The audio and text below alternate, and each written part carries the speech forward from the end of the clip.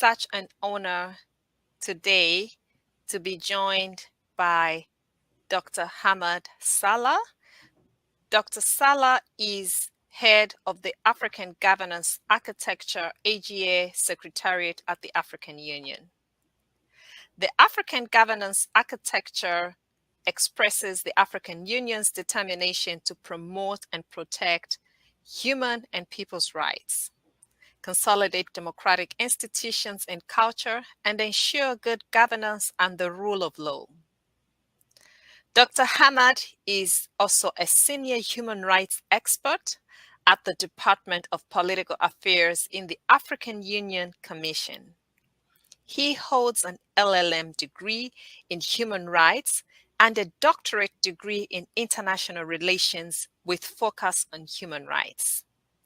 Originally from South Sudan, Dr. Hammad studied law and political science in the United States of America. He has recently been appointed as an ambassador within the Ministry of Foreign Affairs in Sudan and was voted as Ambassador for Human Rights by the Arab Council for Human Rights in 2013. So for the past 25 plus years, Ambassador Salah has dedicated his life to world development and human rights. As an international expert, he has been promoting the plight of refugees and resettlement for the Migration and Refugee Services, an organization based in Washington, D.C. He is a strong advocate for safety of journalists and ending impunity on the African continent through establishment of continental frameworks that address the plight of the journalists. So join me in welcoming Dr. Hammad Salah as he gives us the welcome and opening remarks. Dr. Salah.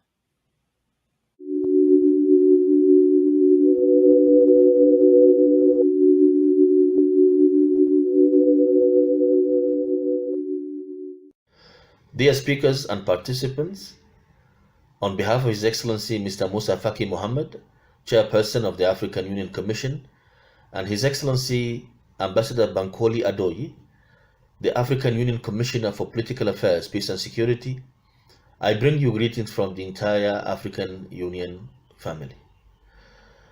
We are very grateful to the Young African Leaders Forum, YALF, for their continuous tremendous efforts to empower Africa's young people, particularly Mr. Prince Ifoh and his team, who put together engaging programs to improve the well-being of our young people and to promote Agenda 2063, the blueprint for building the Africa we want and the Africa we deserve. We are delighted to always support YALF. In 2015, the founder of this organization, Mr. Prince Ifoh, was named as Africa Young Hero by the African Union because of the organization's commitment to Africa's Sustainable Development Agenda. The Young African Leaders Forum has since been working together with the African Union to empower young people across the continent, and we have reports that this organization continues to spread into many African nations to serve the African young men and women. Well done, Mr. Prince, and we are extremely proud of you. As you know, there are a range of reforms under consideration in Africa post COVID 19, and I'm sure the speakers in this program are uniquely placed to debate these issues and to address the trends and the current practices for the audience. We are looking forward to receiving the outcome of this conference and we wish you fruitful deliberations. I thank you.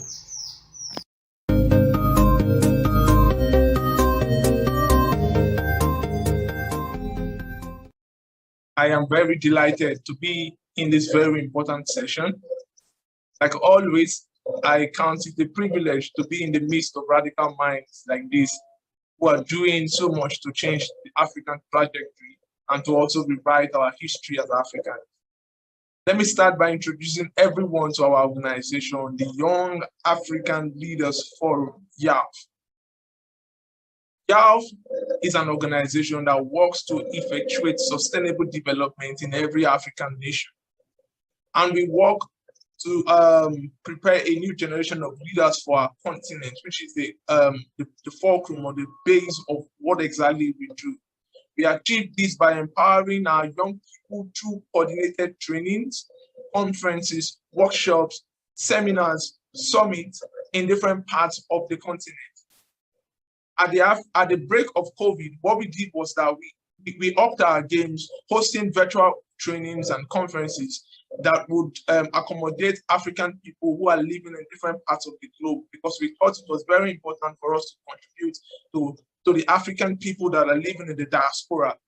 And so we understand as an organization the very strong importance of the diasporan community, and that is why as an organization we are effectively represented in 28 African nations, in the United States and in Canada, in UAE, in South Korea, and in China. This is also the reason why we host our Journal of Development at the digital repository of Kennesaw State University in Georgia. Our journal is called YALJOD. YALJOD is spelled Y-A-L-J-O-D, and it means Young African Leaders Journal of Development. That journal, YALJOD, was initiated to host scholarly analysis and competing views about the development of Africa. Our aim, the reason why we established that journal was to gather the ideas, the development ideas of young people and present them to policymakers. And so why we made it available to young people in the diaspora is so that they can read up and know what exactly is currently happening in Africa, and also see how they can come in to contribute their own ideas and their own support to make our continent the kind of continent that we really want. The beautiful thing about YALJOD, our journal, is that as a journal, it accepts paper from young people, from youth in different parts of the globe, I mean the diaspora. And if you are of African ancestry, we have provided a platform for you through YALJOD for your voice to be heard.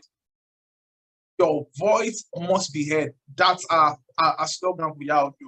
So this is one of the many things that we are doing as Young African Leaders Forum, and we are seeking for reputable organizations in the diaspora to work with us and to also create the kind of change that we need in the life of Africans that are in Africa and in the life of Africans that are in the diaspora. For joining me on this special broadcast of the Young African Leaders Forum Summer Summit considering immigration. So June is Immigrant Heritage Month in the United States of America. And the White House, the Biden administration, issued a presidential action, a proclamation. So let me read what that proclamation says. The United States is a nation of immigrants shaped by the courageous people from around the world who leave their homes, lives, and loved ones to seek refuge and opportunity on our shores. The sacrifices and entrepreneurial spirit have contributed to the rich tapestry that has defined the character of our country for generations. Since our founding, the very idea of America as a nation of limitless possibilities has been nurtured and advanced by immigrants. During National Immigrant Heritage Month, we honor the contributions of immigrants to our great nation and celebrate their profound impact. So the proclamation goes on, and you can find time to read that. It basically recognizes the importance and value of immigrants in this country. Joining me on this special conversation today is a distinguished panel. My panelists are Ndhlovu, who is the founding president of the Zambian Associations Network of the United States of America. Thank you so much for joining me on this conversation today. I'm also joined by Ms. Faith Cooper. Ms. Faith Cooper is an international development expert, and she's recently come back to work here at the International Rescue Committee in the United States. And then I also have Macire Aribot, who is a social entrepreneur and is a founder of NoirUnited. Joining us also is Mr. Prince Ifoh, and Prince is the founder of the Young African Leaders Forum. Welcome, everyone. Thank you. It's good to be here. Thank you for the opportunity. Thank you. Get right into the conversation, and to do that, I am going to read a bio for each of the individuals, because I think it's very important that we know who we're having this conversation with today. So Mr. Ndhlovu is the one who's going to get us started on this conversation, but before he gets us started on, I would just like to mention that he is a first-generation Zambian American, and he holds 2 master's degrees in environmental health science and in health policy management. He is from Indiana, and he lives in Indiana, and he got his master's degrees at Indiana University. So he is the HIV pre-exposure prophylaxis manager for the Indiana Department of Health. He is a poet, an author, a host and community leader, a father. And he is the founding president, like I said earlier, of the Zambian Associations Network of the United States, ZANUS, and the Zambian Association of Indiana, ZAIN. So he served the community for over 10 years, and the organizations that he helped set up are still thriving and continue to work in different respects and different aspects, helping the community in this big, great country. So I'd also like to mention that he is founder and executive director of a nonprofit. It's called Zamaritan, and which aims at providing education and volunteerism opportunities to individuals here in the US and in Zambia. So he says that he has an interest in helping people to be better off than they were. So I hope that by the end of this conversation, all of us are going to be better off than we were. So Mr. Ndhlovu, could you tell us about community building? Because that's a conversation that we are having today. We're looking at community building within the immigrant community. What does community building mean to you? So thank you, Dr. Sombo. It's a pleasure to be part of this panel of distinguished men and women from different parts of the African continent. I am particularly pleased that I get to share my thoughts on what community building is. So community building, in my perspective, is creating a sense of family, a sense of home, especially when you are in a diaspora. When you are outside your country, you want to make sure that at least you recreate an environment which is familiar to you, an environment where you grew up. Some of us, we grew up in different parts of Zambia. So when I came to the United States, I was longing and yearning for home. So community building for me is just a way for us to work as a team, because you cannot have community building if you're by yourself. It's an individual building. So community building is working with others, collaborating with others, networking with others, so that at least you foster ideas, bring suggestions, so that at least you work as a team to raise the banner not only about your personal front, but also just for your country, and just to preserve our African culture and tradition as we live in the diaspora. So that's community building to me. Thank you. Thank you so much.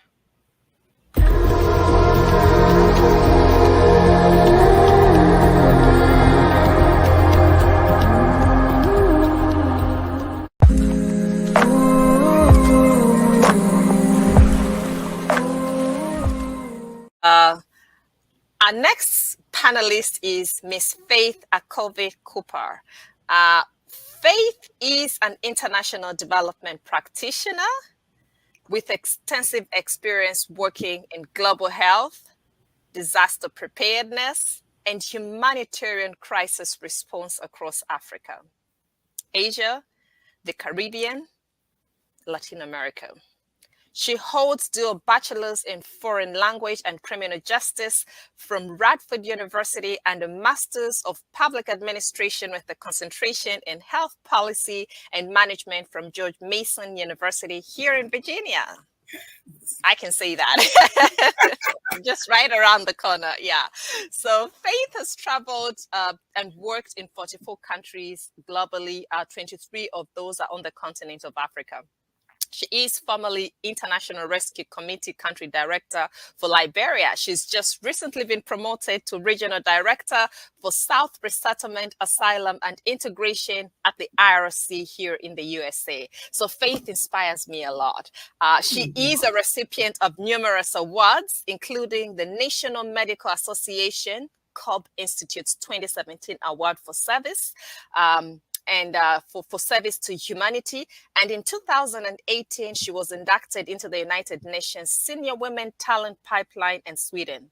I'm going to root for Faith to get a Nobel Peace Prize. So Faith, welcome to this conversation today. Very special conversation we are hosting for the Young African Leaders Forum as we consider the month of June, which is Immigrant Heritage Month here in the US. Could you tell me what community building means to you? Dr. Sombo, thank you for such vote of confidence in me. I'm excited to be back on this show, coordinated by so many partners, the AU, the Young African Leaders Forums, yourself. I'm just truly inspired by you as well and all the good work that you're doing. I'm truly pleased to be here today. I want to thank you all for convening this important dialogue on community building in the diaspora, especially for Africans. The topic is unique and timely as we celebrate Immigrant Month. And this June, I always like to acknowledge this. We also celebrated World Refugee Day on Monday, which a good percentage of us I came into the diaspora as a result of what may have been happening in our country. For me in particular, I was fleeing war in Liberia, and that's what initially brought me into the United States. So whether we are coming here as refugees or coming here for educational opportunities or employment opportunities, one way or another, we need community, right? And community building, really, to me, is a sense of a sense of belonging, finding a space in which we're able to support each other and support our dreams, support us to thrive. We have made profound contributions in the diaspora across various societies, across various sectors, whether it's the international development sector, whether it is foreign policy, whether it is academia, whether it's STEM. We've done so much in the diaspora. And I think what stands out for me the most is the fact that as a part of community, we bring our culture, we bring our intelligence, we bring our innovation, our experiences, our ingenuity. So we bring so much. So to answer your question in particular, I would say for me, community building has been and always remains an opportunity for cohesiveness an opportunity for unity, an opportunity for us to reflect and prepare ourselves to be able to assimilate into our new society. So obviously, I look forward to building on this conversation. And there are 3 critical areas I will focus on today when you come back around to me. And those 3 are the role of diaspora communities, contributions of immigrants in the diaspora, and then our collective responsibility as a community in driving changes at home based on the experiences we have from other countries. Thank you. Awesome. Awesome. Thank you so much, Faith. I'm so happy that you've joined us today. So our next panelist is Macire Aribot. Macire Aribot is a social entrepreneur and an advocate for social and economic justice, racial equity, and unity across the African diaspora. She was raised in Atlanta, Georgia, in the United States, and she is also a national of Guinea-Conakry. And Macire is the co-founder and chief executive officer of NoirUnited International, a global development and humanitarian organization focused on centering Black and other communities, marginalized communities, in developing, their communities. She is also currently a master's student at Columbia University of International Affairs, concentrating in economic and political development and specializing in African studies. And prior to being at school at SIPA, Macire worked at the National Democratic Institute to strengthen governance, transparency, and electoral processes and youth political and civil society leadership in Central and West Africa and Southern and East Africa. Macire received her Bachelor of Arts degree in International Affairs and Global Development Studies at Macire University. So Macire, thank you so much for joining us on this panel as we have this very important conversation on Immigrant Heritage Month here in the US. What does community building mean to you? What is community in the diaspora?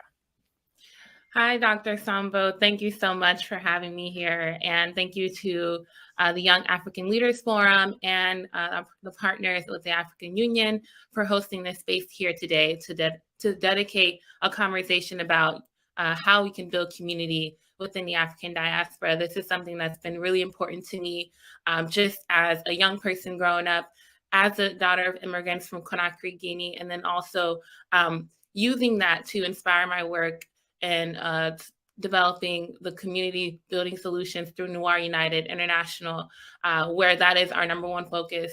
And in terms of community building is, to me, is being able to rely on your community members, being able to rely on the people who have uplifted you and supported you throughout your journey, whether that is you when you immigrated here to the United States, and being able to use that support and all the resources to uplift yourself, or whether it is you are first generation immigrant living in the United States who grew up and had to use the community around them to be able to uplift not only ourselves and our families, but the people who are also coming into this space and needing the support that we have. And so community building to me is really being able to maximize the use of those resources, to maximize the use of all of the help and support that your community members around you can offer and support. And so that's something that's been really important to me. It's been a guiding principle, being able to utilize these resources, utilize all of the knowledge and the skill sets to develop yourselves and to develop your families and to develop your communities as a whole, because community in itself is a family, and it's something that, you know, we need to move forward as one people. And so that is what I believe is community building. Thank you so much. Our last speaker, but not the least for today, is a very special person who has made this conversation possible, Prince. So Prince Ifoh is a Pan-Africanist and the founder of the Young African Leaders Forum. The Young African Leaders Forum is an international organization that is committed to empowering youths and building a new generation of leaders for Africa. Prince is the chief editor of Africa's first and famous youth-led journal, the Young African Leaders Journal of Development.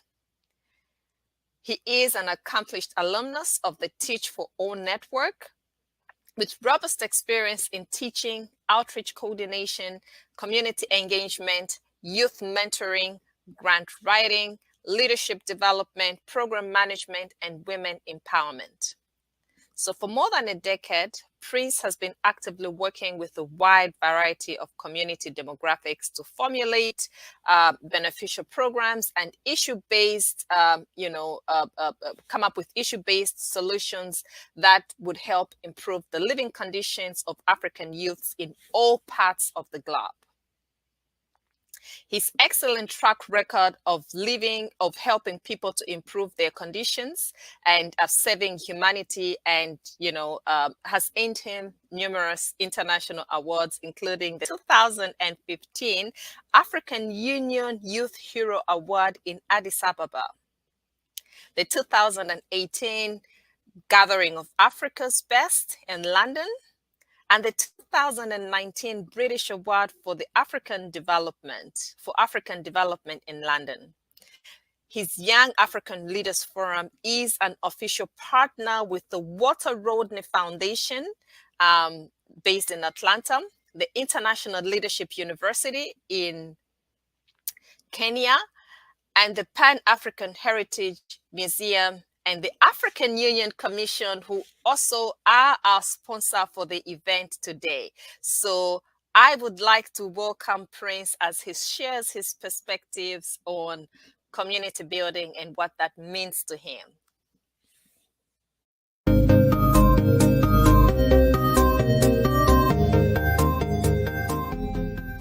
Community building, therefore, would mean to me the kind of synergy that Africans would have, not just when they are in Africa, but when they are in different parts of the world.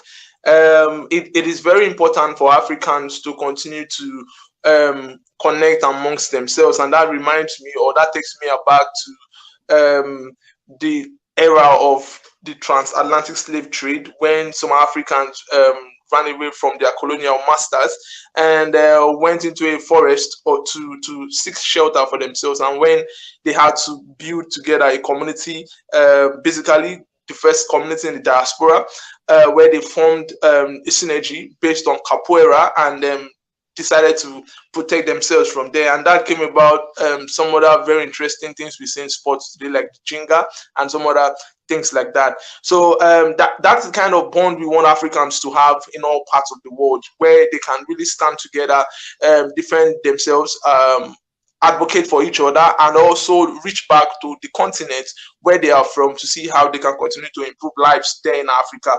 And so the Young African Leaders Forum is a very strong advocate for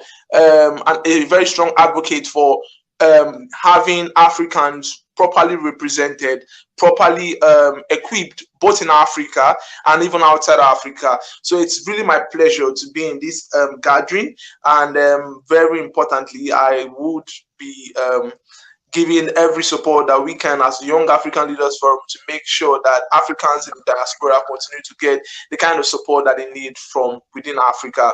And I would like to also say thank you to the African Union, who have supported us to make this event a success. Thank you so much.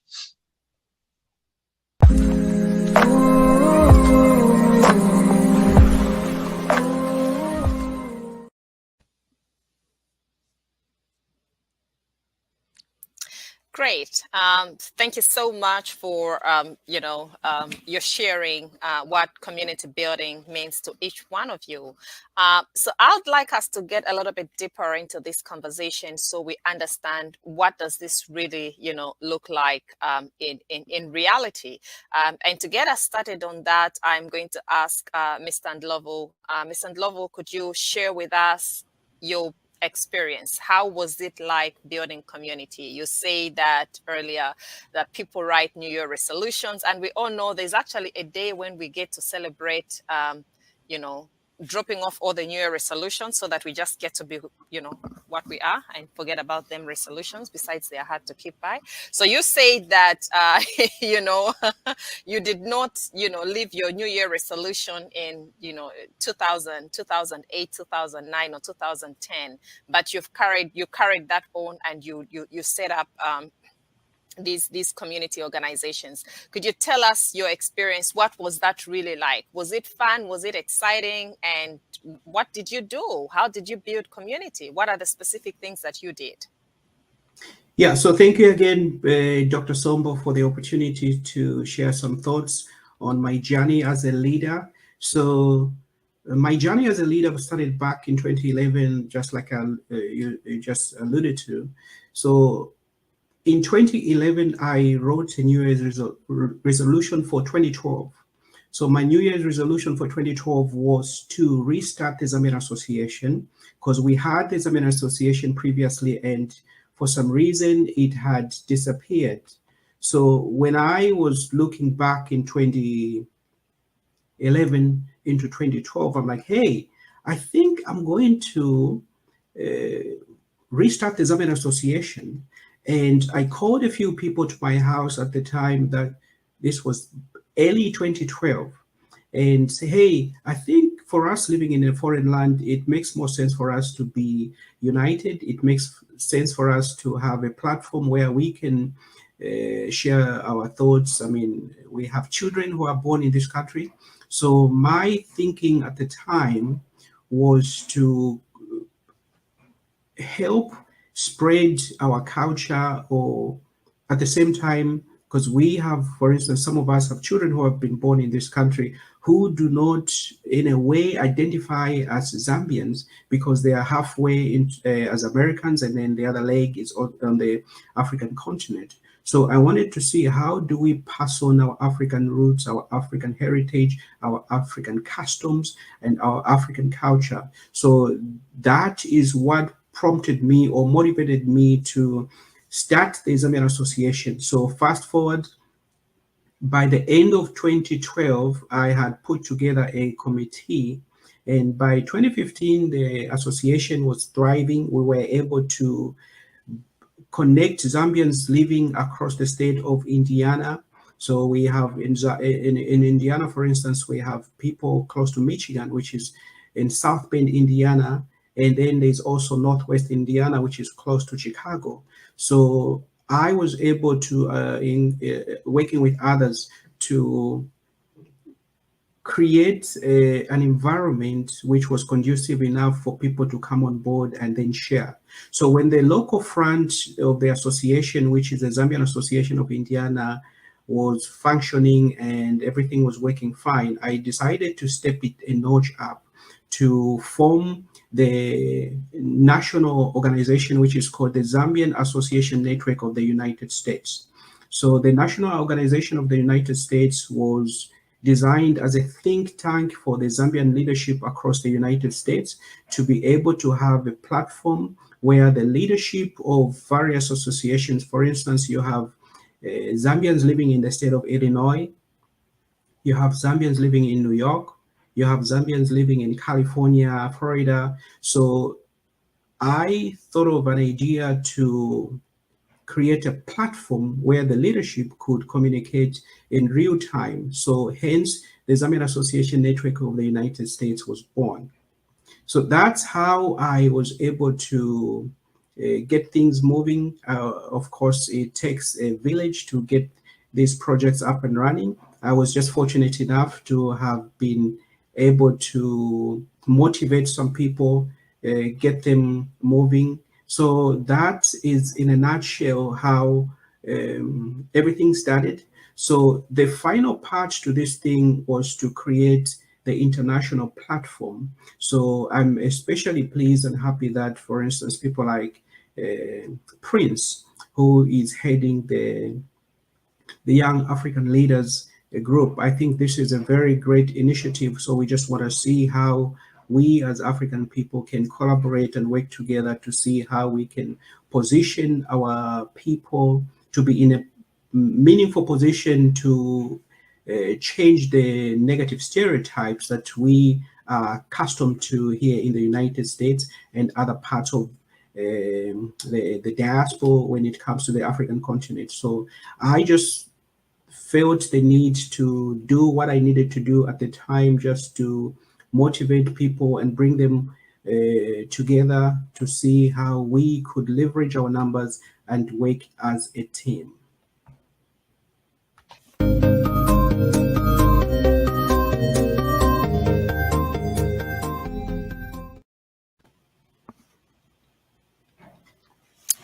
Great. I'd like us to move on and have Miss Faith join us back, and share with us. So, Faith, you said in your introduction that you came to the US as a refugee. What did community look like to you at that time? Why was community important? Great. Thank you, Dr. Sombo, for having me back, and enjoyed listening to Noah. Community building is critical to me personally and professionally, and I'll get into that in a bit. As you mentioned, my role at the IRC as Regional Director for Southern Border, Resettlement, Asylum, and Integration, where I'm working in a space where we're helping refugees resettle in the U.S., bringing them from harm to home. And it's quite an amazing experience because it's coming full circle for me. I immigrated to the US 25 plus years ago. It feels like it was just yesterday, at the height of the Liberian War. And my family and I narrowly escaped death. By the time I was 12 years old, I had lived in 2 refugee camps in the Cote d'Ivoire as well as Ghana, in the Boduburam refugee camp. So resettling for me, at that early age, wasn't easy. And most refugees are starting all over. You're starting from scratch. You come with the clothes on your back. You leave behind critically important memories. But what binds you together often is the community you're able to meet here. And for my family and I coming to the US, yes, we have family support, but the community also played a critical role for us. Without community, we probably wouldn't have been able to settle as easily as we did. It wasn't that easy, but it was easier because we came into a community. We came into an African community. We came to a Liberian community. We came to the Ghanaian community and others that put their hands around us, whether they were from a particular country or not. There was also the refugee community that welcomed us and really helped us in various ways, physically, psychologically, helping us to navigate the new environment. It's important, even helping my mom to find where she could get her African food. So she felt comfortable, because those are things that are important to you. It's a part of you, it's a part of your culture. And so for me, community building has really come full circle, both with my lived experience, having resettled here, but then also the experience of professionally being able to use that in the professional setting, which I just returned from Liberia after almost 4 years in Liberia, serving as IRC's country director, being able to reconnect with my culture again and drive the experiences that I gather from here to be able to help in any way that I can to move Liberia forward. So being back in this space, being back in the diaspora space, I really have an opportunity to be a part of that community that helps people resettle. And there's so much to contribute there in terms of preserving the culture, preserving, your sense of dignity, aligning with people who share your same views, your same thought in some cases, and is able to help you feel comfortable. And I think those are things that we shouldn't take for granted, the importance of having community that can help you assimilate. And one of the things I like to highlight, particularly when it comes to community building, is the importance of working with the community to preserve who you are. We don't have to lose who we are as a people to be able to assimilate, whether it's in the United States or whether it's in Europe or whether it's Canada. There is joy in preserving who we are, and being associated with a community helps you to do that. And then the last piece I would say for me, the importance of being a part of the community, I saw it as an opportunity to build on our convening power, to secure resources collectively that can help our brothers and sisters also resettle and settle comfortably, but to be able to use that convening power to contribute in ways beyond, our wildest imagination, whether it's contributing here to foreign policy and how it impacts our country, or whether it's really helping the youth here in the U.S. that are from Africa that are struggling to settle within the diaspora. There are so many ways we can come together, whether it's through convening power, whether it's contributing our technical expertise. But one of the most important things I see as community for us, really, and for me, my experience has been to unite, to organize ourselves, to develop strategy, to better advocate for our own. Awesome. Thank you so much. Thank you so much. I'm really, really so inspired by your story all the time. And like I said in my introductory remarks, that I'm going to lobby for you to get a Nobel Peace Prize because you've lived an experience as an immigrant, having come through as a refugee, and you've studied, and you're now working on helping to resettle people, helping people who are coming in, also having first different kinds of challenges in their own countries to come and start afresh and build their lives. So I think that does deserve a Nobel Peace Prize. I'll start lobbying for that. Yeah. From your mouth to God's ears. Yes. It will be for the entire continent of Africa. Yes. For all women. Yes, we have two Liberian women that have been awarded a Nobel Peace Prize. So yes. It would be an honor. I'm not sure I'm there yet, but it would absolutely be an honor. Yes. So at this moment, I'd like to invite Macire to share a little bit more also on just how NoirUnited is building community at the international level. We have very sobering activities that are going on right now. We have the war taking place in, Ukraine, between Ukraine and Russia. And we've seen a number of desperate young Black and other people of color, trying to find their way around this. So Macire, could you share with us your experience on community building? How has that been like? How has that worked out for you over the last few years? Thank you so much, Dr. Sombo. Community building to me has been something that's been a very vital role in my life since a young girl. So as I mentioned before, I was born in the United States in Atlanta, Georgia, to parents who are from Conakry, Guinea, and who immigrated to the United States in the early 1990s. And so my whole entire life experience has been shaped by the immigrant experience, but also not only the immigrant experience of taking my family's culture from Guinea, but also the immigrant experience of living in the United States and growing up within the community, the Black community here in the United States as well.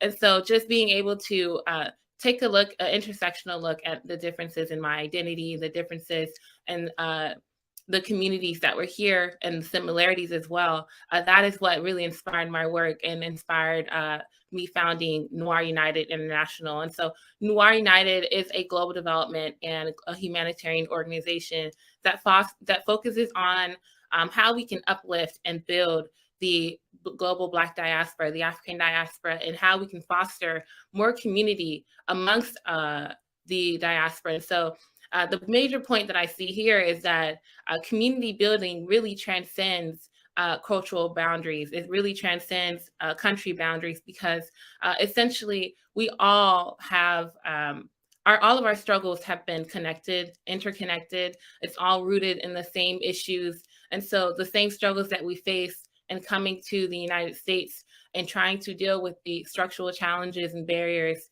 that are placed here, and specifically because of our skin color, that is something that is really a challenge, especially for people who are coming into the United States and not necessarily understanding how that impacts the experience, the Black experience here. And so that's been a key thing in NoirUnited, and that is why we've been able to work on this on improving and uplifting Pan-Africanism, not only in the United States, but all internationally across the diaspora. And so we've done work here in the United States and, supporting the Black-owned businesses in Atlanta, Georgia, and also coming to, on the international scale, supporting African immigrants who were fleeing Ukraine. And so the issue there is that, these students left their home countries, left countries from Sub-Saharan Africa, from Northern Africa, and went to Ukraine to study and get an education, similar to how many of our parents, many of our friends, many of the people that we know leave their home country and come to the United States for a better education or for a better life. And now these students, now that they have been caught in the crossfire of a war that isn't theirs, they are now fleeing and not really being able to navigate those structural challenges that are rooted in racism, and not allowing them to access this different kinds of support and different kinds of resources that are afforded to those who are white refugees. And so that has been one of the major points and major challenges that we've been working on and trying to work through. But one of the key things that I've learned throughout this process is how community building it's such a beautiful thing. It is something that, like I said earlier, transcends certain boundaries that are set by our identities. I mean, when I was in Europe working with these students, I mean, there are students from Cameroon, from Nigeria, from Liberia, from Tunisia, from all over African countries. There are also students from the Caribbean, from Jamaica, who were there studying to get their degree, and they all experienced the same thing. And so when you look at community building, and when we look at the role of NoirUnited in this, it's really how can we work together to uplift one another and to look at where our challenges intersect, and look at how we as a community can come together to not only figure out how to address our individual challenges, but also our communal challenges.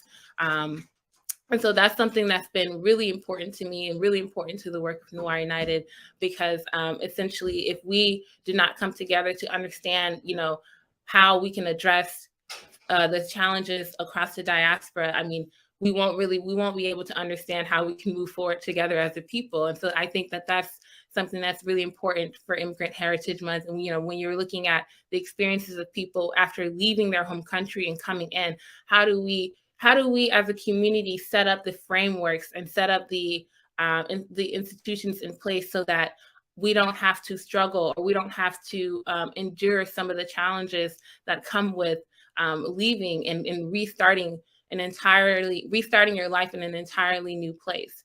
And so that's been an important part of our work at NoirUnited.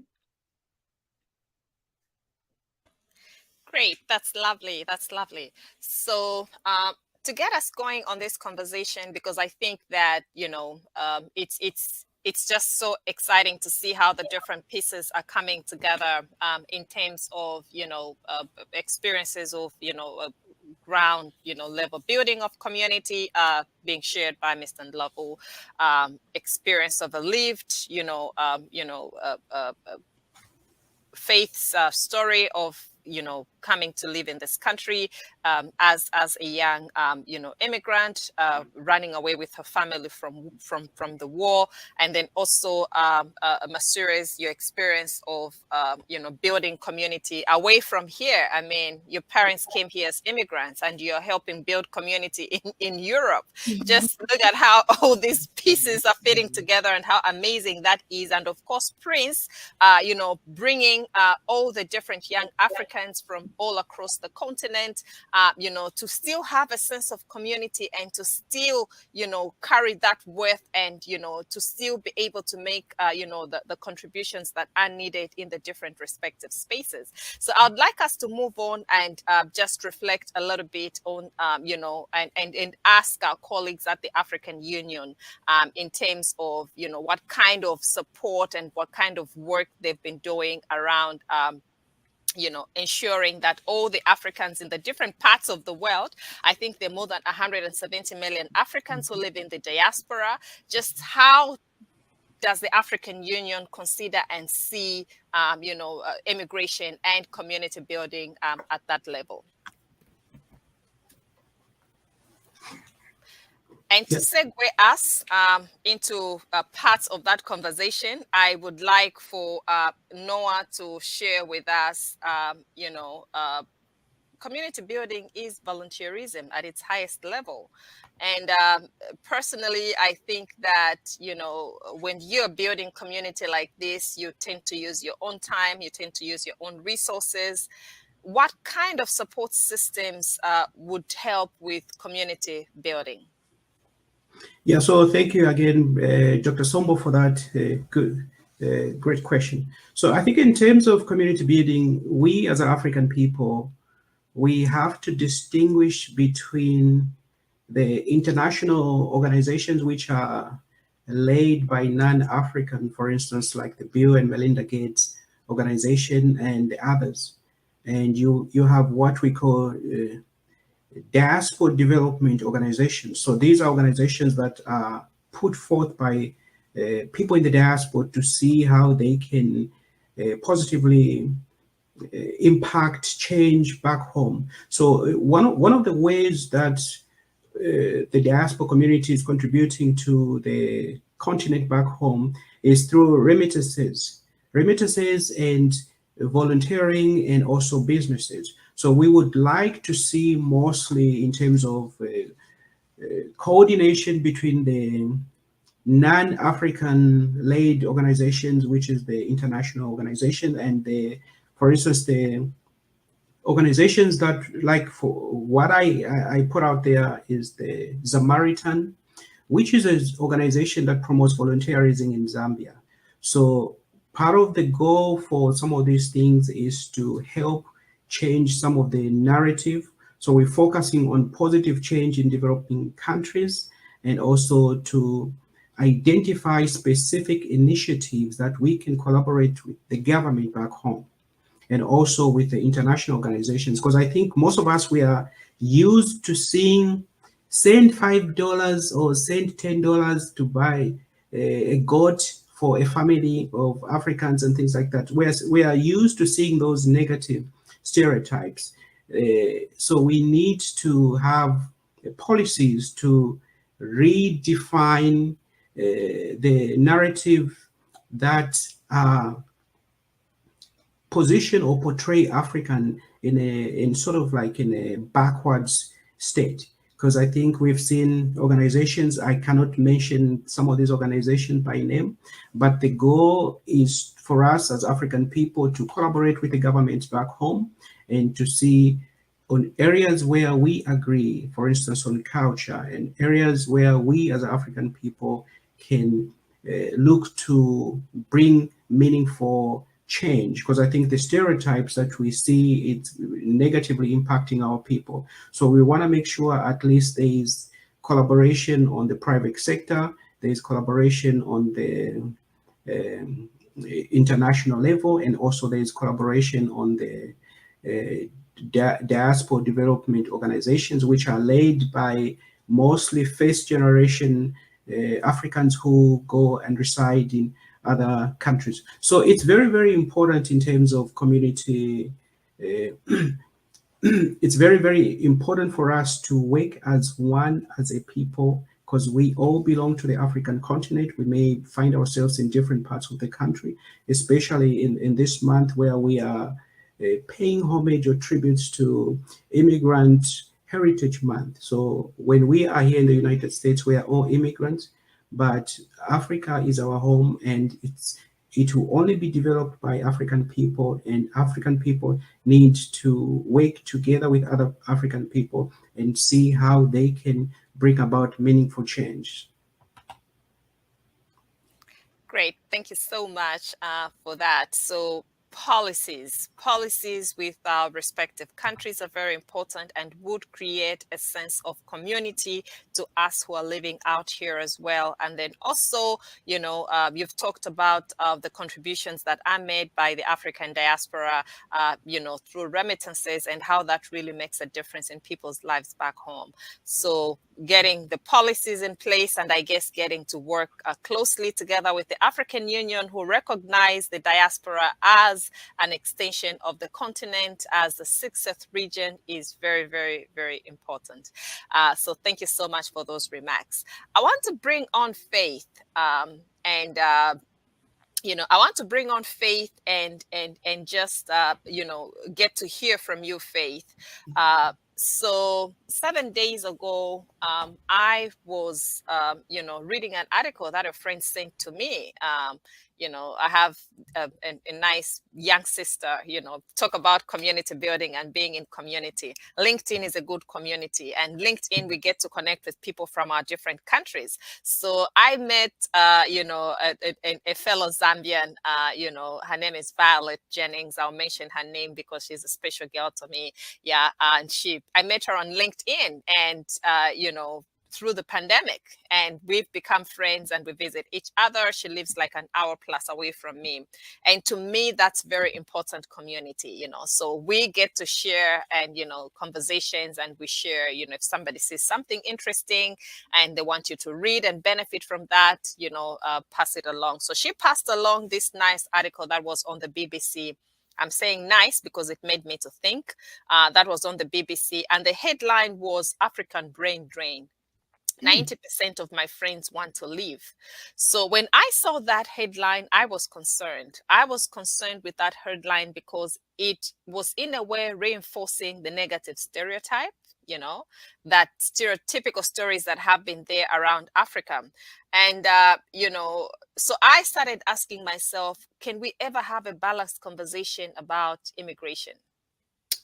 Can we ever think about what really are the details? So this is a headline framed around one young person's, you know, perception. And then that young person says 90% of his friends want to leave. Do we know how many friends those are?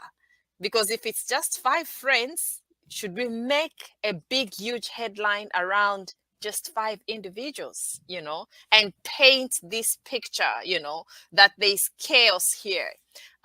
So I was really concerned because there was a sense of hopelessness there. And then I found that the headline was, you know, in a way demeaning to Africans who are trying to do a lot, you know, trying to do a lot here in the diaspora, but then also at home. So Faith, you work in this space, you've worked in this space, you've lived this experience. I want you to bring us a different perspective. I want you to share with us, you know, your thoughts around the diaspora contribution to the United States, and just how you think we can have a balanced conversation and change this narrative. Absolutely. Dr. Sombo, one of the things, as I was listening to you and Noah, there are 2 things you picked up, you both mentioned that are absolutely critical to me. And that's communication and collaboration. And there's a third piece. I use the 3 C's a lot.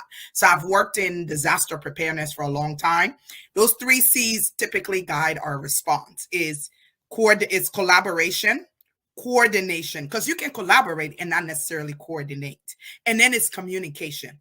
The information you get out there, how you get it out there, who puts it out there, right? And so the one of the things that the second piece that comes to mind for me is a favorite quote that I've sort of adjusted from other quotes, because I certainly wasn't the author or of this, but I've modified to say, if we as Africans don't tell our stories, somebody else would tell it for us, and they won't tell it the way it needs to be told. Let me say that again. 170 million Africans in the diaspora, millions more on the continent. If we as Africans don't tell our stories, somebody else will tell it for us, and they won't tell it the way it needs to be told. So essentially, part of that community is coming together to be the narrative and to tell the narrative we want to see. but to tell it authentically. Yes, there are people in Africa that want to leave. Why? Because of the challenges in some places, not all, and because of leadership. So what do we do? When I look at the work that African Union does, or the framework and a number of them out there, the Africa we want, I like to say the Africa we desire, the Africa we need, and then the Africa we want. And the best way to do that, Dr. Sombo, is really to look around those 3 C's: collaboration, coordination, and communication, but also sharing of best practices, right? And there is a need to create an enabling environment that allows the diaspora to be part of driving the change towards the Africa we need, want, and desire. Who can best do that? We can do it collaboratively with our brothers and sisters on the continent. I went back and lived for 8 years between Ghana and Liberia. There is power on that continent. There are resources on our continent. There are brilliant minds. I disagree with the fact that it's brain drain. People want to leave. Yes, we have smart ones in the diaspora as well, but we have smarter and just as smart on the continent. So I disagree with the narrative that everyone wants to leave. However, we need to create an enabling environment. And this is where the AU can truly take the leading role in doing that, to make sure we're creating the environment, identifying resources, supporting our communities to build up, so that we don't face the issue of people wanting to leave such a rich continent. If we don't do it now, think about war in Ukraine and everything else that's going on. And the fact that Ukraine and Russia provides 30% of the world's food. Guess what? We're having conversation that Africa is going to suffer. Why? It shouldn't. We're a rich continent. We have the resources. Take for example, Liberia has one of the richest soils on the continent, but we don't grow enough of our own food. So it's really about that leadership, that empowerment. And when I think about it, it centers around a concept that I coined a few years ago. I've actually shared it with Prince and the Young African Leaders Forum when I was in Lagos last year to talk at one of the meetings. I coined this term of Reset Africa. And that's really what we need to do. And I'll tell you quickly what that means. Reset, the acronym, means resilience. It means empower. It means strategic. It means engaging. It means transformative or transformational. So R, resilient, E, empower, S, strategic, E again, engaging, and transformative. And so each of us has a responsibility to reset Africa. The African Union has a responsibility to reset Africa. Those of us in the diaspora, we've contributed to these societies, socioeconomic contributions. We've brought so much in the diaspora that if we unite and bring our collective voice together, we can definitely reset Africa. I'll stop there. Great. That is lovely. Yeah. Thank you. Yeah.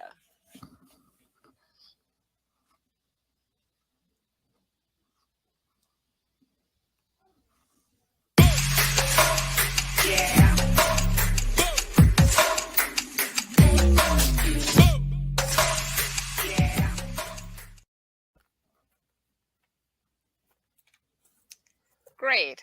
So, I mean, it's like time goes past very quickly, when you're having very important conversations and, when you're really, doing something extraordinary. I love the word extraordinary. So I just want us to, just close this conversation, because I think we have shared a lot. We have looked at,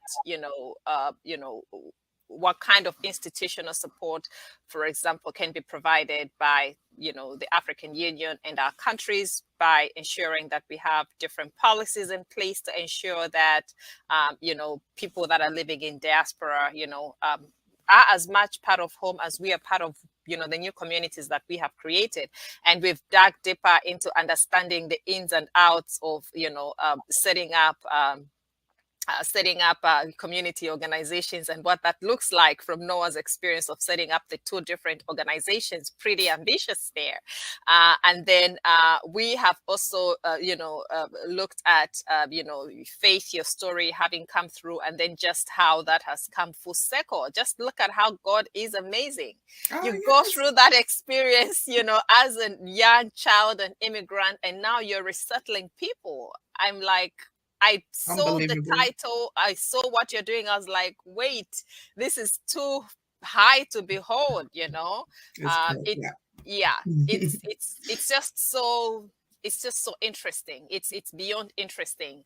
And then we've had Prince share and talk about how the Young African Leaders Forum, is building this sense of community with all the young, Africans all across different continents, and through not only providing programming to support young Africans, but then also providing an opportunity to write a different narrative and to learn, and to learn about what is happening in other countries within the continent, with the Young African Leaders Journal of Development.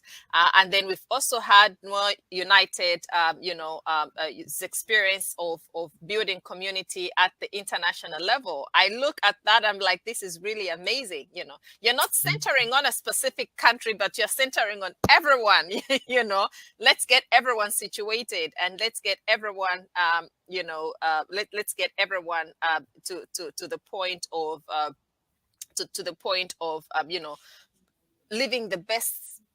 living in their best, abilities, and being able to utilize those abilities that they have to contribute effectively as, well-functioning human beings wherever. Just because they are going through a war that they did not start, we shouldn't make them, get punished and left out completely. Because I think one of the things that this war in Ukraine and Russia is going to do is basically destroy so many lives. So your work, Macire, is very, very important in ensuring that the young people are, getting the kind of support that they need for them to be able to go back to school and for them to be able to restart their lives. So with all this having been said, I'm like, okay, we've really come to the end now. Are there any closing remarks that each one of you is going to give on community building? One thing, maybe a lesson, a tip, just something that we can leave this conversation with as we celebrate Immigrant Heritage Month. We'll start with you, Noah, then we'll go to Faith and Macire, and finally Prince. You're muted. Technology has a funny way of working. Yeah, so it's been a pleasure just to share this stage with the likes of these distinguished ladies and my brother there, Prince. So I think there are 5 things that I just wanted to quickly point out. So there has to be, especially on the African continent, the acknowledgement of the contribution that the diaspora stands for. And not only do we just send money in form of remittances back home, we belong to the African continent. We are the same as our brothers and sisters on the continent. So we have to commit to trust building. We have to work together as a people because we are one people. And also we need to foster positive change in developing specific collaboration. This is, like I mentioned earlier, now international organizations that are not run by Africans, they are focused with the structural policy change and things like that. But diaspora organizations, which are put up by some of us who live in the diaspora, we are looking to not only provide businesses back home, not only promoting volunteerism back home, but also the remittances, which are very instrumental to helping the economies. And also to we as African people in the diaspora, we want to make sure that we refine the developmental narrative. These can help break the negative stereotypes that are always put out there, like, hey, Africans, if you send $5, $10, you'll be able to help buy a goat and things like that. So I think we as African people, we are the ones who can help to change those narratives. But I'm just blessed. I am just excited just to have been able to share some thoughts with these distinguished people of faith, Macire, and Prince, and of course, Dr. Sombo. It's a pleasure. I think I'll end at this point. Thank you.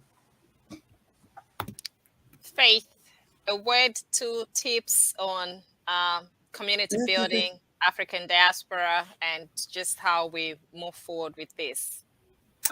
I'd like to just start by saying this has been such a rich and exciting conversation, and equally so, Noah. I've enjoyed this panel of distinguished, insightful, and just amazing guest people that are now friends, I like to say.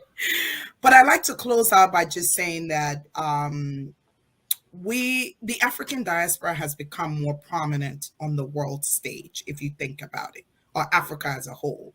And everything we bring, our food, our culture, our music is transcending globally, if you think about that. But Africans living outside of their home countries and communities of Africa, or communities collectively, we have an incredible opportunity to shape so much, to shape foreign policy associated with our home country, which builds on what Noah was saying. Advocacy and policy, I'd like for us to unite and do more of that, geared towards Africa, but also to mobilize and be able to do some of that on the continent. We're in positions and spaces that could influence how aid is developed. And I come back to aid because I'm in the international development sector. And Noah makes a good point. Organizations are not typically run by Africans. Take, for example, I was the first Liberian, first Black woman to head the IRC in Liberia after 26 years of operating there.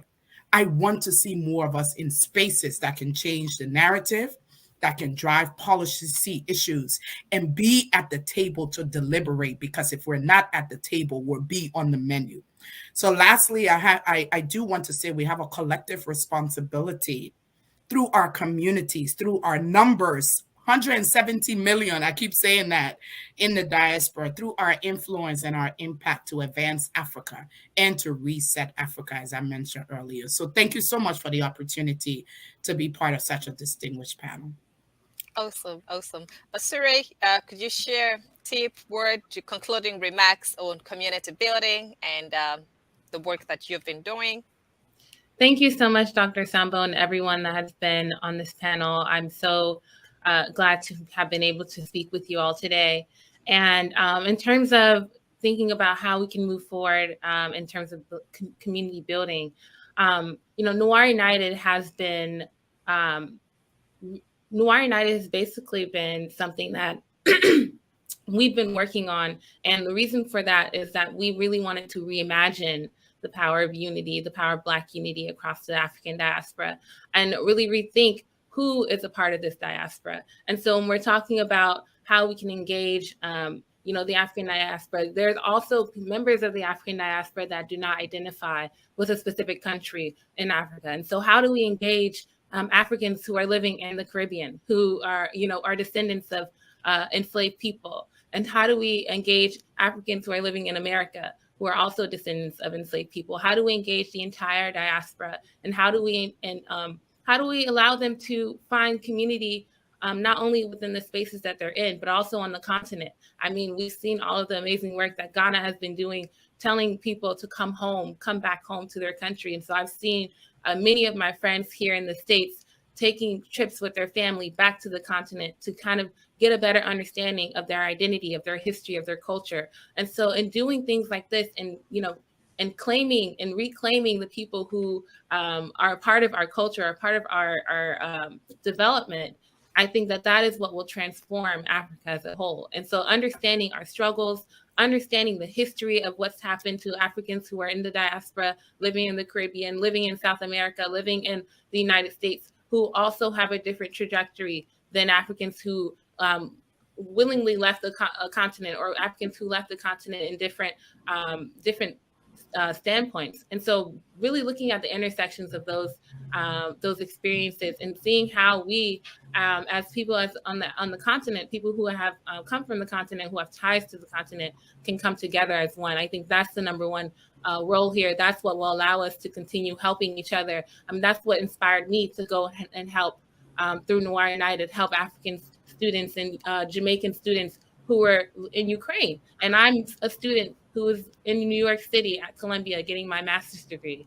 And so, being able to inspire other students, inspire other young people to take action and to, redefine what our future, what the African continent and the future of the African continent will look like. I think that's the important message that we should take from here, and that we should continue to push. And so I hope that this is something that, everyone who's listening can take from here today and use that to inspire their work and use that to uplift us as a people, because, we have to, like they say, if you want to go far, go together. And so that's something that we need to stand true on. And so I thank you again. Awesome, that's lovely. I'm just seated here and I'm just soaking in, these concluding remarks. Prince, could you share with us your final thoughts on community building and the Young African Leaders Forum? Okay, thank you so much, Dr. Sombo. I'd like to say now that it is very important that as Africans, we continue to find ourselves in that kind of unity and that kind of communal empowerment that would really help promote what we want as Africans there in the diaspora, and also play roles here in Africa. If we have to use an example of what the diasporan community can also do to influence policies or help remedy situations in Africa, I would like us to use the case of Ethiopia. Ethiopia was in some very serious challenge sometime last year. Abiy Ahmed, the Prime Minister of Ethiopia, was facing being impeached. Being overthrown by the Tigerians, and the influence that and the support that they got from the Western community. But you see, one very important thing that made a very strong difference and that remedied the situation in Ethiopia at the time was the power of the diasporan community, because I knew that Abiy and the Ethiopian government introduced something that they called 1 million Ethiopians back home by 2022. That's by the end of this year. And so since then, many Ethiopians started coming home that were in diaspora, and those in the diaspora started adding their voice, lending their voice to what was happening in Ethiopia. And somehow the case in Ethiopia has really it's been better since that move started. So now the diasporan community should also remember that it has strong roles to also continue to play in keeping Africa intact as well, because it's very important for the diaspora community as well to see how it can continue to influence policies or help build better policies and better situations for Africans in the diaspora, for Africans in the diaspora, for Africans in Africa. And so it's very important as well for Africans in this part of the world to also see how we can continue to throw more light or provide some very strong foundational support for Africans that are outside. And so that's basically what we are doing as young Africans. We are trying to use our journal, Young African Leaders Journal of Development, to continue to provide a platform that gives Africans in the diaspora an opportunity to contribute and influence policies in Africa. And so far, we've been doing very well with that. And we made that available through different platforms, and in particular, the Kennesaw State University, where we have to publish our journals and make it available. I mean, we keep getting different reactions and different recommendations and different views from from Africans in the diaspora from the world about the journal and how far it has helped educate Africans in the diaspora and educate others that are outside, even about Africa. So that's basically what we are doing, and I'll be very grateful to say, I would like to say that it is very important that we continue to do what we can as Africans, both in the diaspora and in Africa, to see how we can continue to build the Africa we want. Lastly, I'd like to thank everybody. I'd like to thank Macire, my sister. She's my new sister. Got to connect with Macire through the connections of my mom, Dr. Patricia Rodney, who I'd also like to thank my mentor, Faith. Faith has some little quarrels with me, but I'm so glad that it's sorted now. Yes, thank my sister, Sombo, and also thank Noah, my brother, and for everything that we have done. So this is something that is very important. I would finally like to thank Dr. Salah Hammad and the entire African Union for the very roles that they continue to play to support YALF and to give us the platforms and the foundations upon which we continue to strive as young Africans, both to impact Africa and to impact Africans outside Africa. Dr. Salah Hammad sends his regard, and he's going to be part of the final edit too. But that'll be where we end here, and I'm so grateful for this very important session. Thank you so much, Noah and Premier Media, for a very wonderful 21st century packaged session. Thank you so much. I really appreciate it. Thank you. Lovely. So I want to thank each one of you for your passion and for the knowledge that you have shared in this conversation, as we have looked at community building and what that means, reflecting on that as we celebrate the Immigrant Heritage Month. Community is in the heart. Community is with us wherever we go. And sometimes people will do everything that they can to make us not to feel to belong. And when you come as an immigrant, sometimes you will feel like you don't belong here. And when you go back home, you will have lost some of the touch that you had. You would have lost some of the connections that you had. And even there, you're not going to feel like home. So I want to look at it that community is in our hearts. And as we build community in our hearts, let us carry each other, and let us, be proud, of what we are doing here and at home. So happy Immigrant Heritage Month to everyone. And thank you so much for joining me on this conversation today.